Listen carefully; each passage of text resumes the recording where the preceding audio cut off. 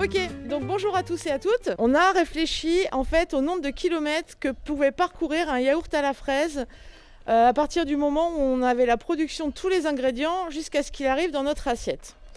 Donc en fait, c'était une manière pour nous de parler en fait de ce que sont les produits locaux.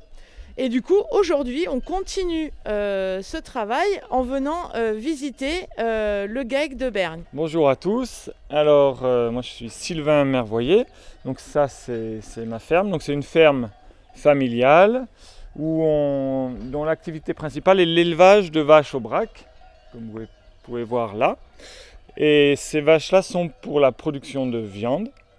Et donc la totalité de la production est vendue en vente directe, donc directement aux consommateurs. Et la production est en agriculture biologique. Alors agriculture biologique, ça veut dire on n'utilise aucun produit chimique de synthèse. Donc ni sur les animaux, ni de ce qu'elles mangent. Pour pouvoir faire de l'élevage, il faut aussi faire des céréales. Pour leur donner à manger, il faut faire du foin, il faut faire de la paille. Alors le foin, c'est moi qui le fais sur mon exploitation. Le foin, c'est qu'en hiver. Dès que l'herbe pousse, elles sont dans les prés. Elles sont là de janvier, février, mars. Elles sont là. Et tout le reste du temps, elles sont dehors, dans les prés, dans les bois, dans la montagne.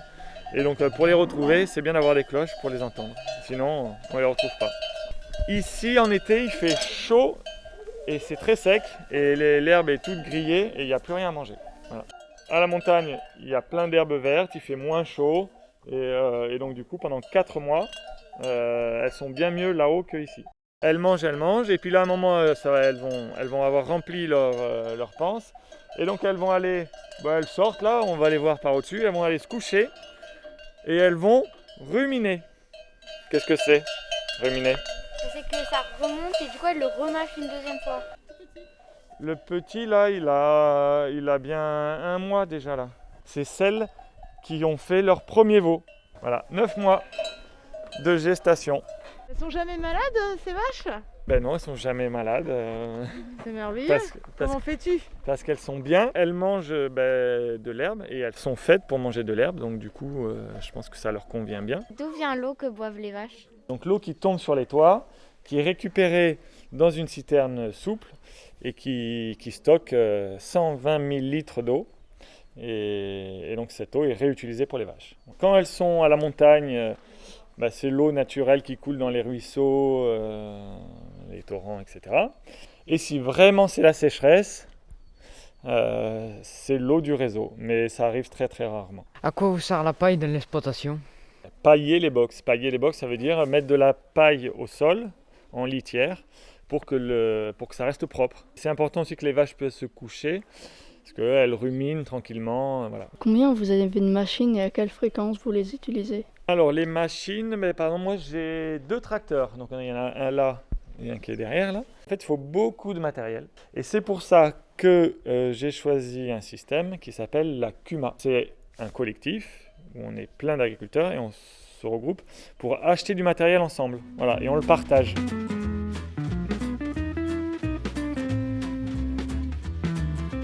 Alors là, ce que je vais vous proposer maintenant, c'est d'aller faire une petite enquête entre la viande de Sylvain et une autre viande. En fait, Sylvain va les mettre en cuisson et on va aller regarder ce qui se passe.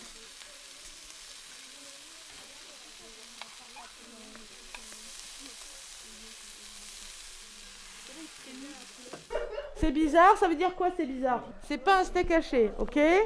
Moi j'ai un bout, j'arrive pas à le manger. J'ai un problème. Je l'ai bouffé le machin. On dirait du caoutchouc un peu. C'est du caoutchouc.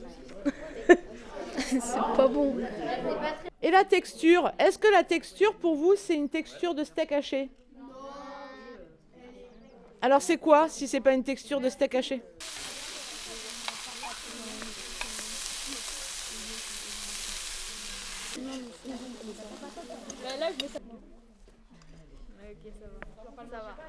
Est-ce que vous voyez une différence au niveau de l'odeur? Ça sent la viande. Ça sent le sang. Ça sent le sang de viande. Ok? Et au niveau de l'aspect? C'est de la viande en entier, donc en fait on ne choisit pas de mettre plus de gras, moins de gras. Oui, est-ce qu'il y a du sel? Non. Est-ce qu'il y a des fibres de pois et de bambou? Non. Est-ce qu'il y a de l'amidon de pomme de terre? Non. Est-ce qu'il y a de la betterave déshydratée? Est-ce qu'il y a des arômes? Non. Est-ce qu'il y a du conservateur? Non. Ok, donc là nous avons La viande. 100% steak. De la vraie viande. Préparation à 80% de viande bovine. On n'a pas la même information quand même sur les deux. Quand on sait où on veut y être attentif, quand on prend le temps. Moi, j'ai bien aimé caresser les vaches et les taureaux. Qu'il y avait que 80% de viande et que les autres pourcents, c'était des choses... genre le truc de patates et tout. Enfin, je savais pas qu'il y avait ça dedans, quoi. J'ai bien aimé et je savais pas que les vaches, elles devaient ruminer après qu'elles avaient mangé. Et du coup, ça m'a appris quelque chose. Ce que j'ai adoré, c'est déjà c'est de la viande locale, quoi. Et après, l'animal, il vit une belle vie avant de mourir.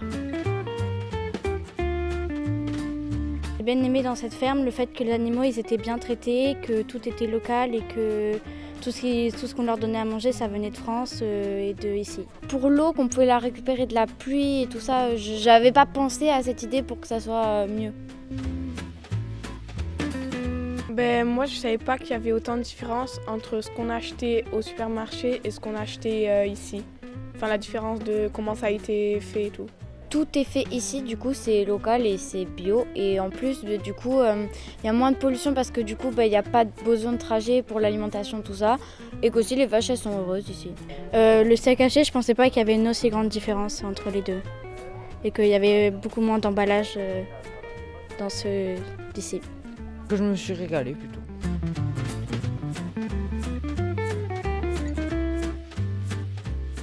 Alors au final, un produit local, c'est quoi? Un produit qui a peu voyagé, donc moins polluant.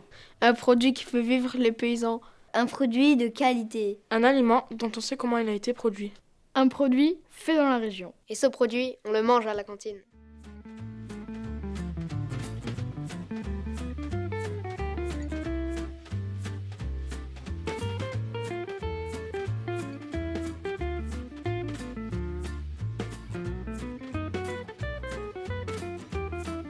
Alors au final, un produit local, c'est quoi? Un produit fait dans sa région. Produit à Caen. Alors au produit... Un produit dont on sait comment il a été produit. Un produit qui fait vivre les paysans.